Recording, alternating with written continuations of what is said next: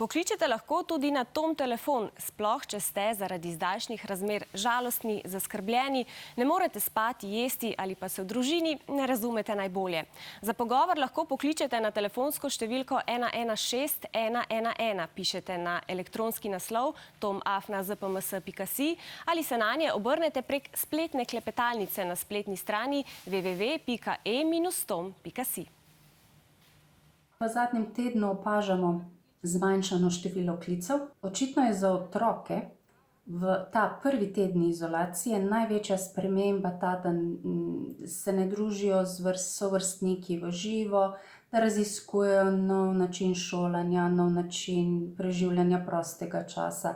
Verjetno se bodo šele čez čas, ko bomo vsi skupaj malo naveličani tega posebnega režima, da se bo šele takrat pokazale morebitne težave zaradi intenzivnih medosebnih odnosov.